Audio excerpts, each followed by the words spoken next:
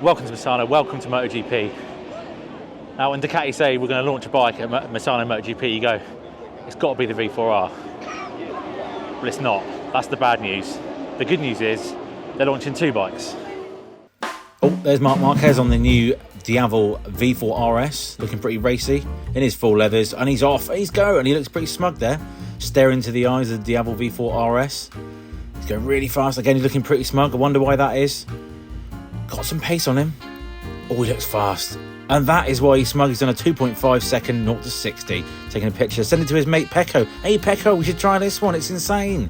And here's Pecco, magically changed to his leathers on the new Multistrada V4 RS. Again, looking pretty racy.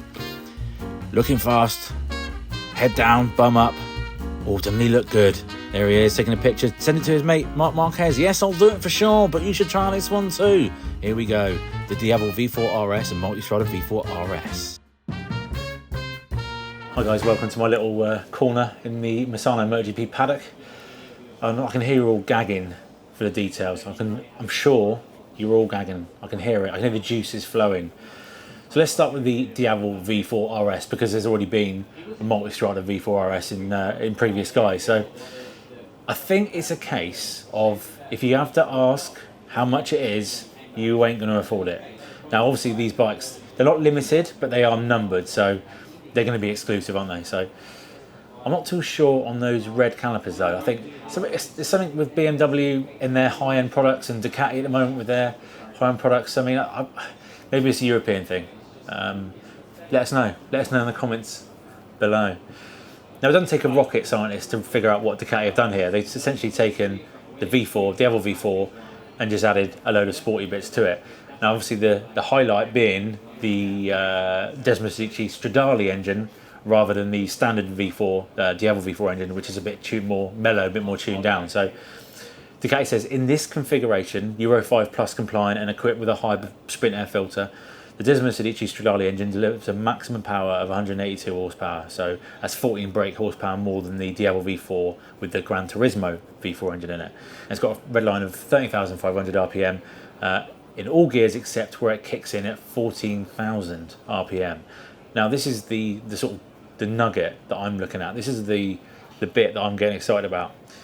Ducati claim it's the fastest Ducati production bike to 60 miles an hour. You just have to look at it to realise she likes a drag strip. The Diavel V4 RS has proven capable from accelerating from 0 to 100 km an hour in just 2.5 seconds, a benchmark previously held only by a MotoGP bike. You're not wrong there. And being a special Ducati, obviously you've got things like the STM Evo Superbike clutch, and you've got proper Olin suspension, NIX 30 fork and STX 46 shock, and forged wheels.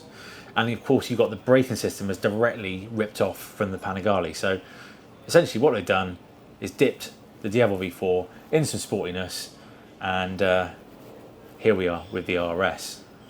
So let's move on to the Multistrada V4S then. I think this is a bit more everyday for a lot of people. Diavel is a drag bike, it's a cruiser, I mean it's in a class of its own, whereas the Multistrada, I think it's got a few more rivals and it's a bit more everyday. But it was one mission, and that was to create the sportiest touring bike ever, according to Ducati.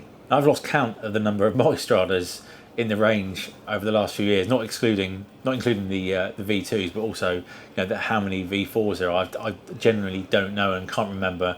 I probably cannot count them on both hands. But the previous V4S took the Pikes Peak, dipped it in some naughty sauce, and made it even naughtier. And I've ridden the Pikes Peak. It is an exceptional bike. It is a super bike for your granddad, and I don't mean that in a derogatory term at all. It's definitely a superbike contender dressed up in touring clothes. So, and again, the engine is the same Desmosedici Stradale engine as the Diavel.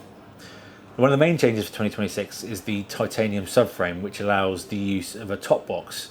Again, goes back to Ducati's wish. They were trying to get the sportiest touring bike ever, and of course you can't be touring without a top box, can you? Now that saves 2.5 kilos, in addition with the carbon fibre and titanium bits, a smaller battery. All of this saves 3 kilos compared to the Multistrada V4 Pikes Peak. Now, interestingly, for the Multistrada, the chassis was the kind of, that was the bit that was the standout part of the PDF. Now it says the Multistrada V4 RS chassis is developed around 17-inch front wheel, which, as we know, they've all got 19s or 21s, so they could adapt the chassis, tune it properly, get the right handling.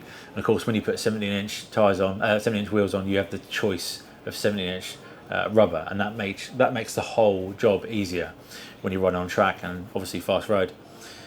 The solution led to the choice of an aluminium monocoque frame different from the Multistrada V4 S and Rally to achieve a different steering head angle. So, and of course you get the same Öhlins Smart EC2 semi-active suspension in the previous model. Right, enough of this guff. I've got to wait a few hours. I'm going to find some lunch and then we're going to look at bikes. Well, a massive shout out to everyone who's made this happen. I've just plugged myself onto the service road for MotoGP practice, and anyone who's had the fortunate luck, wherever it may be, the fortune to be on a service road during a MotoGP weekend. I mean, there's nothing else like it. This is the closest you can get to riding the blooming things. Well, there we go then. We're a few hours later, as I said. We're in pit lane, and Marc Marquez and Pecco Bagnaia have just come on stage to unveil the bikes. It's bizarre. I've never experienced anything quite like this. We're in the middle of pit lane on a MotoGP weekend, and Ducati have just launched 2 bikes. Madness, utter madness. As I said earlier,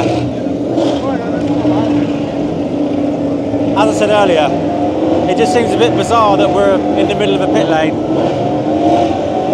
in a MotoGP event, and there's no V4R or no proper sports bike. But I know you can hear behind me, or behind you even, there's a